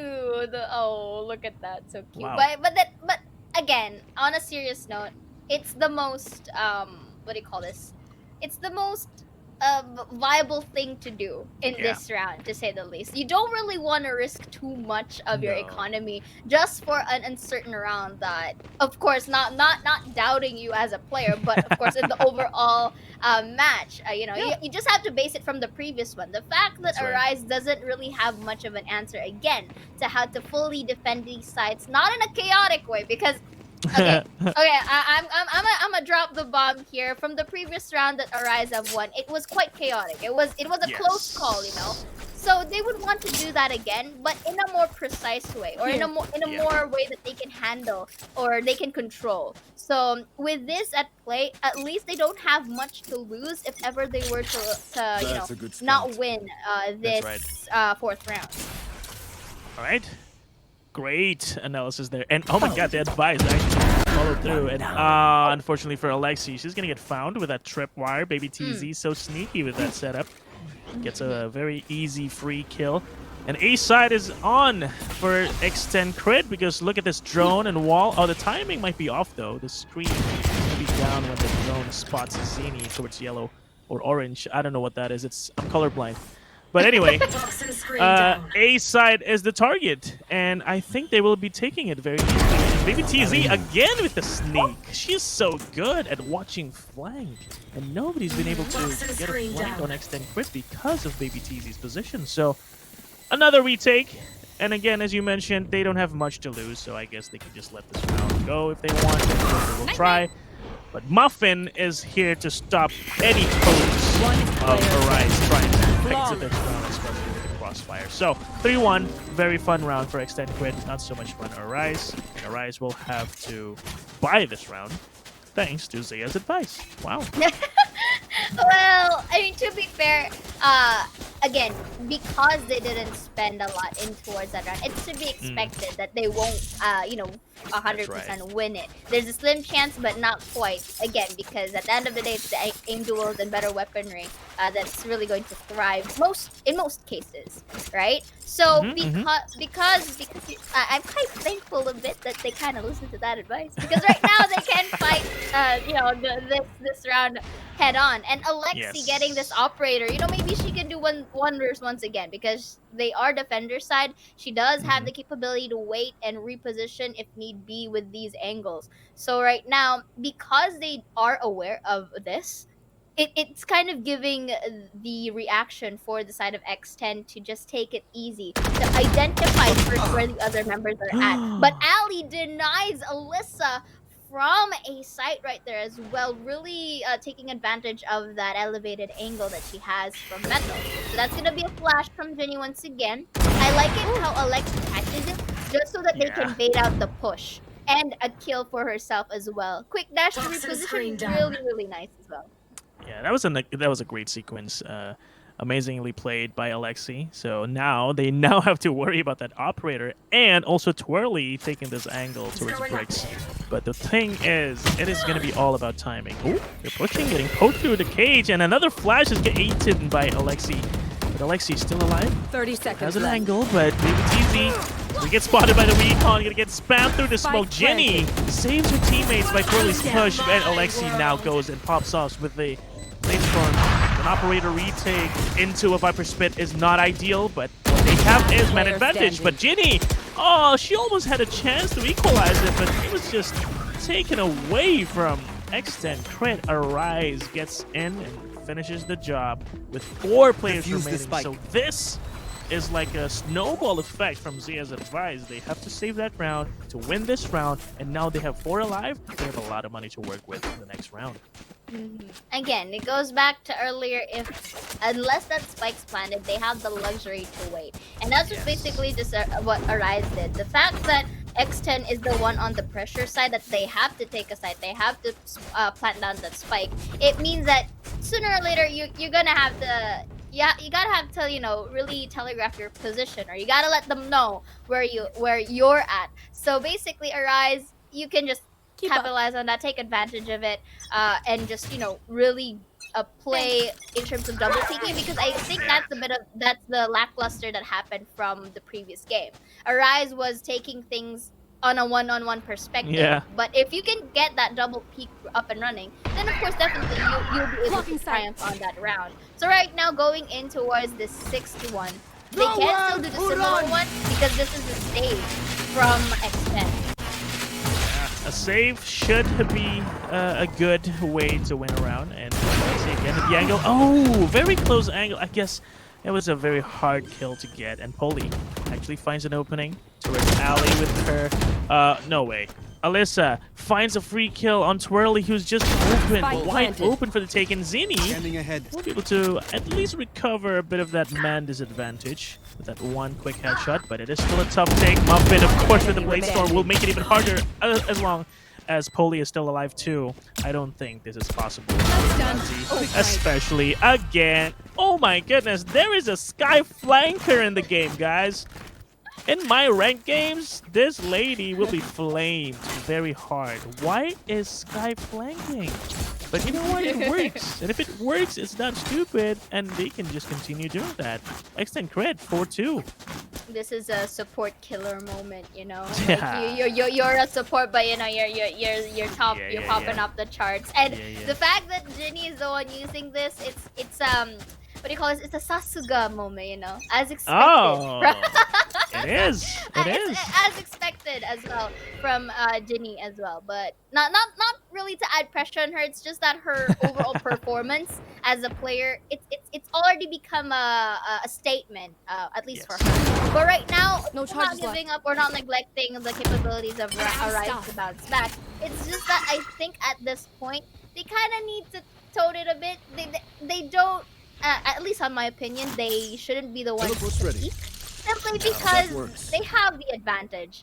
Let the kills come to you, as one of my friends would dare say. But, I mean, yeah. You're right. Like, they don't have... I guess if you want to take map control, that's fine, like this. Yeah. What Alexi's doing, but no, Alexi, the timing! She's not aware that maybe TZ's there trying to get it back while holding the knife. That could have been a free kill, but Alexi was also caught unaware. And with this kill onto Alexi, the A side is once again open for the taken. Another retake situation for Rise. It's not looking like it's fun because retake servers are 30 not seconds in yet, left. guys. So why are you playing retake? Shirazi opening it with a very nice kill with a snake fight. This Hunter's Fury will find enemy one, remaining. but her teammates are Spike down, and it's down again A. a 1v3 for Zinni. Only left with the Marshall. No, not a Marshall. Sheriff in hand will find one Sheriff. kill. So yeah. Only 11 seconds seconds left. We're not really having the time at this point, and they already have the angle. Jinny here at this point, she's a beautiful monster, you know, like as the Neo song would say, you know. Yeah. She's literally popping off for the team. Look, 9-2, not a lot of deaths right here, and that alone, it just meant that she's very much comfortable with using a Sky in towards a specific map. So that was a quick replay earlier, and X10Crit again. Their tactics, their playstyles here, it's as if it's very much orchestrated. It's according to plan. So for Arise here, what do you think, Sleepy, is the best case scenario? Because other than they just keep capitalizing a site, they don't really have much of an answer, and I don't really see, unfortunately, the chamber or for the likes of the other members to really, you know, pop off here or to do anything to counter them. Yeah, well, one, Harena, again, just not a very effective agent on the map. But on the other hand, there's also a Chamber who's not really opping. But the one time she popped her ult off, Ali got killed immediately. She was, in fact, the first death of the round with her ult. So that was not ideal for Arise. And I would love to see this control work. But again and again, I am going to tell you, pushing as a defender on Breeze, especially on the mid area, is impossible because there's just way too many angles. And Twirly learns that the hard way now. But I love this consistent push and presence by Ali. She might be able to find something here if they don't check him. The Frenchman, of course. And, so sneaky! The ducking, the sneaky way she ducks so that she doesn't get spotted. But the problem with that is she doesn't know that they cross, and the timing is not on her side. The Muffin somehow whiffed that shot, and with that, she's still alive. But again, it's going to be another retake situation on A side. I don't know how many more times they're going to let go of A side before they realize maybe we should stack A side and maybe just let it be and go. I agree with you on that sentiment, because since they're already in the strategy of retakes, why not just stack a side as it's a viable play? But Alexi takes one, maybe easy for a double. Beautiful spray transfer from right to left here. That mouse pad, really burning out. Zinni will be having that respective trade to have it on a 3 versus 2 fight. They do have the post plant, toxins are there, and he does quick peek from the angle, but Muffin crossfires before it can even have an Alexi. I think just needs to wait to save the operator for the next round at this point. But right now, X10 is running away with these points. Honestly, I would just go into the Discord right now and say, yo, Rice, you want to try and stack A instead? Maybe stop pushing mid, right? Because it hasn't been working.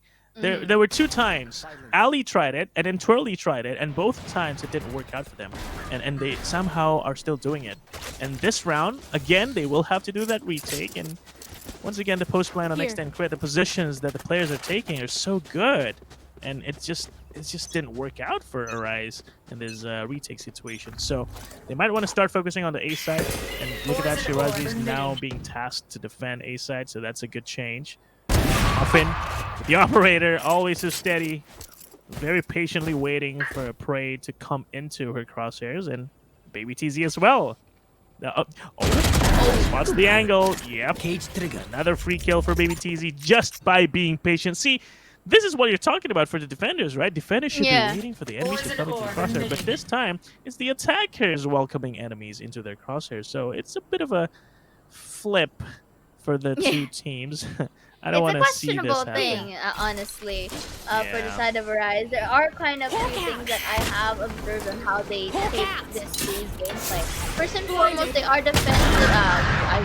I'm not going to repeat that once more. They have the luxury to peek, so I don't understand why they have to be aggressive. But I may give them the benefit of the doubt. Sure, since they do lack on the weaponry, they want that man advantage. But the way that they position themselves is not really a man advantage. They're quite scattered, and they peek one by one. So that's another factor that is a bit of a con in that said plan. Another thing is, okay, they are scattered first because they want a bit of a grasp of the map. But unless they find One enemy this remaining. weak point against this is exactly what's going to happen. X10Crit is just going to run away with all of these flawless rounds, or more of a one-sided play from them. Take note, this is also match point, so this is only their their last chance to basically force it to a game number 3. But I think, in my opinion, for Arise at this point, they can utilize mid-site if they want to push. It's really best for them to push together as a unit, because that at this point is what I'm seeing here. Because they're playing, they're trying to play for these fights. They're trying to duel it per se. But at this point, I think it's a matter of you utilizing your teammates as well. You may not be able to win that aim, but the trade can happen. So maybe if they utilize mid, because I'm not seeing them use it.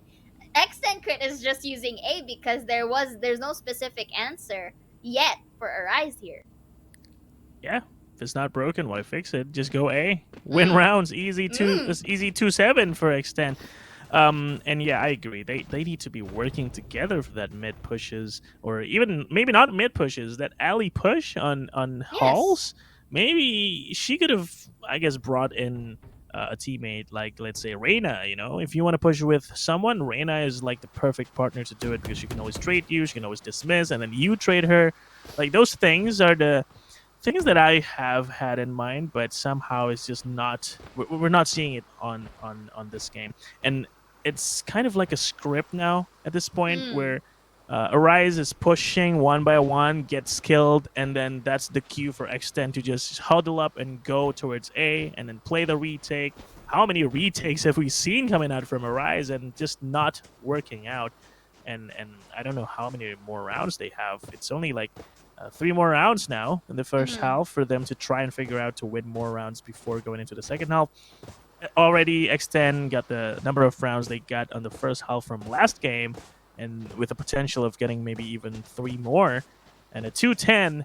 I'm not saying it's impossible, but it is one hell of a task for you to come back from that, and I'm sure Arise doesn't want that. And unfortunately, there's also a technical issue here. I'm guessing Twirly is disconnected, not just from the game, but also from her aim. Because look at that 1-9. I'm so sorry, Twirly. I've been mentioning this. Reyna, if you're not killing as a Reyna, there's just no way you can contribute. I agree as well, and this also could be an opportunity for the Reina to just really highlight herself. Like again, Yes. other than working really together, the Lears can be pretty much useful, especially with those double peak pushes that we've been highlighting about earlier. And another thing that I've observed from Arise is they kind of stopped in the flanking capabilities, in which initially Alexi is quite good at. So why don't they capitalize on that, since they have been pretty much, fishing out A? Why don't you just go from B towards mid and Right. try to take them off guard, since that's what happened during the Haven game. Maybe they can do it again. But at the same time, knowing that X10 is not neglecting their flanking capabilities, we've seen it time and time again that Ginny is positioning herself, or not even Ginny, or maybe at least one of the members of X10. And not Yeah. denying the flank. You've seen how Ali has been continuously shut down from meta. Yeah. So they gotta create a new strategy to reposition themselves in a favorable manner. So look at this. They're creating presence towards A. Maybe a bit of a diversion play to walk towards B, perhaps. But right, I think that's the play, because look, they're going towards Mhm. metal here. Jet is, as I say it, it's actually X10 who does the flanking and not Arise. But circle of life, yes. Circle of life. Yeah. I mean, Genie's been circling around Arise with her Exactly. flanks, and this time around, though, she's gonna bring her teammates with her. She got spotted by the trap. She's gonna try and figure out where the players on the right side are positioned. And oh, this could be a disastrous This is timing on risky. Zini. But Zini, at the right angle this time with one kill. She will finally find an opening, two even. After finally, Poli can trade that away, but another moment here is that B, I'm sorry, this is not Haven. B side is now entered by the players on X10, and Guardian? oh, Poli! What in the world was that shot? And even as 10 we're seconds speaking left. about her shot, she Spike puts planted. off her Viper spin, and now gonna be another retake, just a different side. But same old thing that they're gonna be doing. Rise 3v3, doable, definitely. Easy, no way. Look at this. Just One a quick enemy remaining. Unfortunately, Muffin is already there, prepared, and only poorly prepared. But no, still catches in towards the crosshairs of Muffin. And this is what I tell you: we are going to see Muffin's name time and time again. She has the operator. She has money to buy her teammates. Unfortunately for Arise, they couldn't keep up, even though Zinni was able to give an opening Yeah. at least from Metal. It was unfortunate, One right? enemy remaining. Alexi was alone on the backside of B, and she was trapped. She was pincered from towards McDonald's, and it was a little bit of a unlucky moment for her. I guess she was trying to hide within her cloud burst, but she didn't have one, so she didn't do it. And now another eco round. Alexi, ooh, a bit of an aggressive push. I like this, but she might be spotted by the Trailblazer. In fact, the Trailblazer is right on her face. And that is one other push denied by X10Crit. And this is what they've been doing so well, X10Crit, they just don't let anyone push. And now this gives them time to reset and just readjust. I've got your Especially by deploying this other drone. But Alexi, what? How did you get that kill? Well, obviously there's a trade by Muffin. So again, A side once more is the party for Team X10Crit. Muffin is all the way towards orange or yellow. Can we fix that? What is this? Is it orange or yellow there? I am colorblind myself, my guy. So I do not really know. Are you gonna systematically making it as brown? But you know what? If you What? think it was looking for the trade, maybe it's easy to clean it all up for this round. But then again, I Last see it as round brown, in the my guy. half. I apologize. Oh my god! Okay. But right now though, I just assume that it's called orange because that's Alright. what the call out says. It says orange. You know? All right. Okay. But right now, again Brown? another habit that what do you call it? That Arise Arise, yeah. is that I'm quite seeing is that they tend to be overly aggressive at this point, despite being on the defender side. I mean, we've seen it earlier. They were able to shove a bit X10 Crit from that A main, but Alexi went in smoke, which is understandable. She was able to get a Yes. kill, but Muffin was behind her, and Muffin didn't just take one, but another, taking Shirazi down. So Shirazi, assuming that there was only like one member there, was a bit of a complacent situation. Yeah. This time, because this is the last round before the Spike switch, planted. they decided to take on B, in which unfortunately Arise passed. Yeah. Oh my goodness. That discipline and checking the corner. Baby TZ again positioning herself, watching the flank. Will get another free kill. Muffin Last following player that standing. up. And Muffin not even done just yet. Alexi now suddenly left in a 1v3. Again, this Blade Storm. is like the standard of the rounds, you know? There's always one player remaining against 3 or 4 players from X10Crit. And this time, even Muffin is not Switching sides. gonna be staying still and just waiting for them to come in. She is the one hunting for those kills, and look at that. 16-4 on Muffin, 11-4 on Baby TZ. Just by watching flanks, Baby TZ has gotten a double-digit kills, and that shows that it just hasn't been effective for Arise to push all those angles. And I guess it's a chance for them to show us what they got now as attackers, because they do have 2 duelists. Maybe they have explosive powers that they can use to enter the bomb sites more easily. But I'm just gonna be honest. 210, like we said, is not gonna be easy for Arise to come back from. Whew, this is hard, Yaka. Yeah. Like what Sky Oh, said. yeah, Like, Sky saying, huh? yeah. But again, the fact that X10Crit kind of has like that quote-unquote character development for their team. The supporting character starts it off leading the team, and then we have the main characters with the likes of Muffin and Baby TZ to really end that round with a bang. Muffin as well, starting it with the beautiful first blood towards the right side of the pyramid. Alyssa with a kill of her own. This is just looking too good for X10 because they know precisely when to peek, just like Spike this down one. A. Baby TZ with a Last kill of her player own. standing. Peek Shirazi for the trade Polly to shut her down. The recon bomb is going to detect Ali here, unfortunately, and she's the only member alive. She's cornered by both sides of the spectrum. Ripped a bit, not being able to take down Ginny, and just like that, it cleans up the round. Yeah. X10Crit, they remind me of orcas playing with their prey, you know? They just huddle up together. Yo, yo, yo, she's here, she's here. Come closer, come closer. And then swing, bam, boom. She's dead. And with that 11 rounds secured for X10Crit. Look, I know Arise is good. They have got experience, of course, but like we said, this is X10's pick. And Breeze, they know how to play this map very well. Obviously, it is reflected by the scoreline. And I don't think they can have an even easier time with only sheriffs.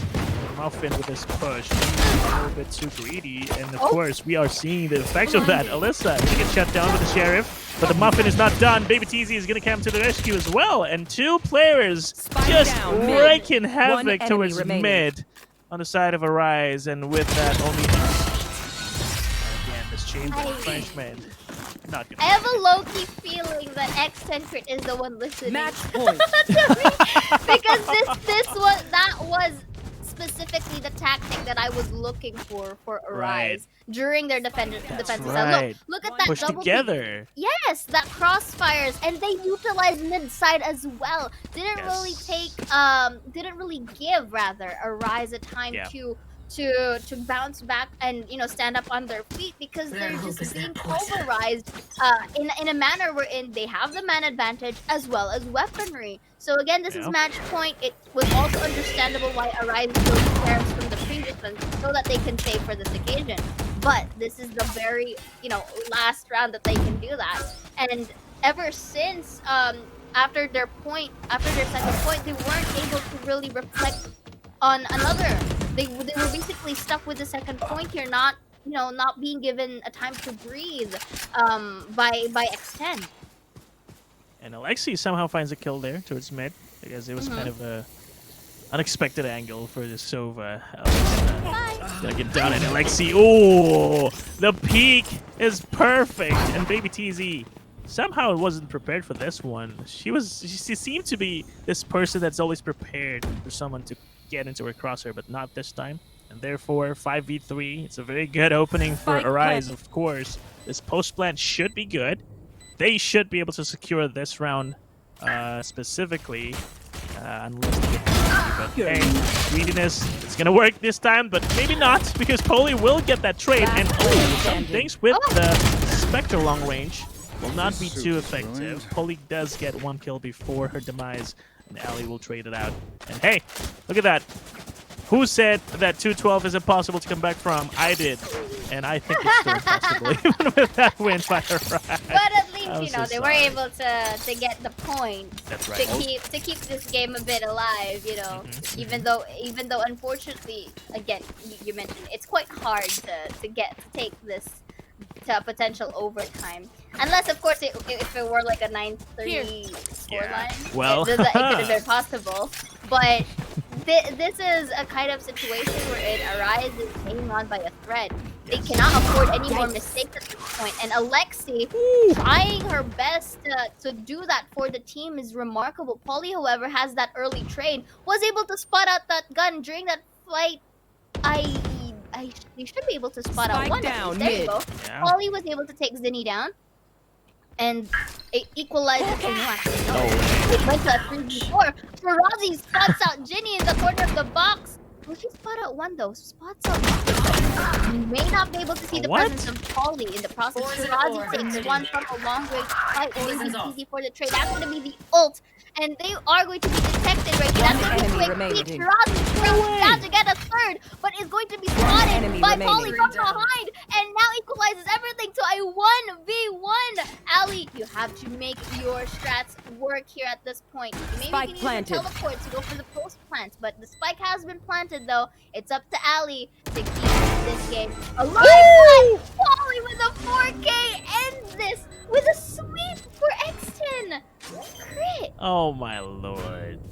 That was amazing. I mean, Poli has been consistent with her kills from last game, and she shows that she can do this clutch for her Defenders team, closing win. it out 13-3. It's not even an even match at this point. So nice try to Arise, but we spoke about some of the flaws that we saw in Arise's game plan, and it involves playing together as a team. Like in that last round specifically, we saw how Poli just broke Arise's formation by picking players off one by one, and this is, I guess, one thing that Arise will have to go back to the drawing board for.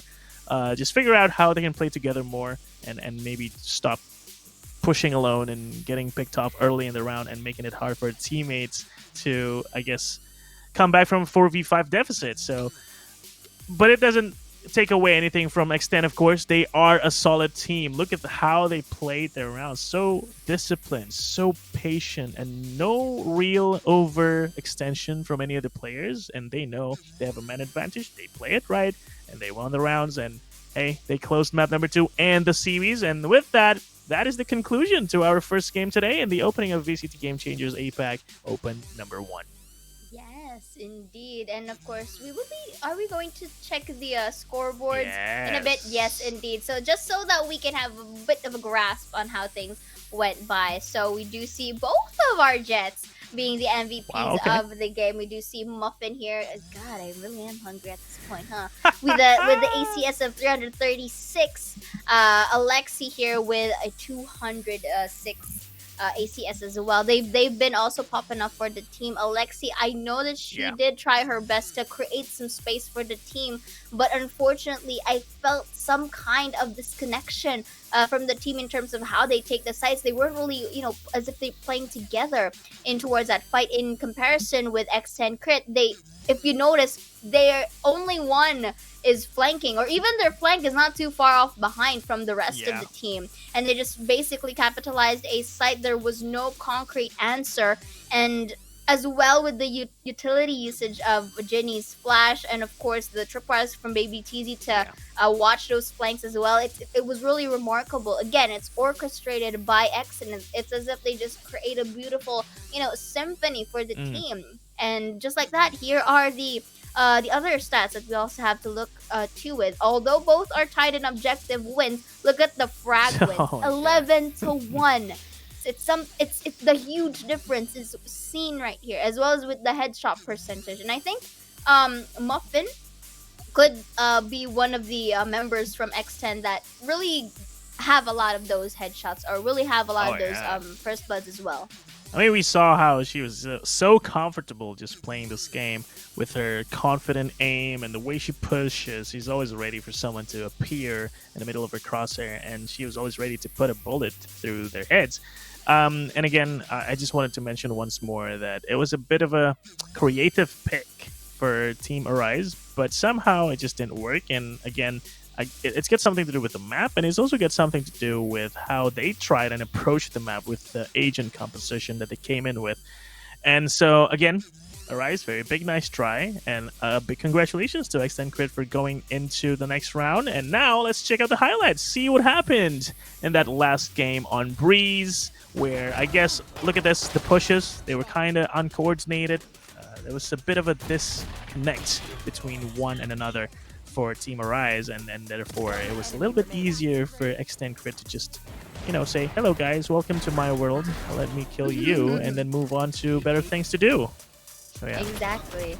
So right now, basically these are the highlights. We do see, however, from Arise, they do have a highlights of their own, specifically for the likes of Alexi and Zinni. They tried their best to give space for the team. Unfortunately, it was just being countered or outplayed, just like this one by X10Crit. You do see that beautiful double from Muffin as well, and the fact that they don't neglect the corners as well is something that you have to really commend them for, because it's as if they know this map by heart, and the speed that they're able to change angle is also requires a huge amount of practice.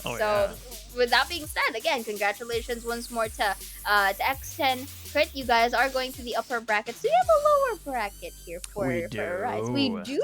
So they still have their chance for at least Open 1. Yeah. And again, I do want to commend Alexi. She's been pretty good at, I guess, bringing back some hope for Team Arise, and therefore I think the team needs to capitalize on this advantage specifically. Just help Alexi find those openings and angles with the utilities and with the support. Just much like how Jenny and Baby TZ helped Muffin, by going watching flangs, and just make sure that the utilities are placed to help Muffin enter into a bomb site and then play the postman together. So again, congrats to X10Crit. We will be going to the second match of the day, which is not gonna be dull by any means. It's gonna be fun and crazy, just like what we saw X10 did. So don't go anywhere. We will be right back, and we'll catch you after the break. So we'll see you guys very, very soon.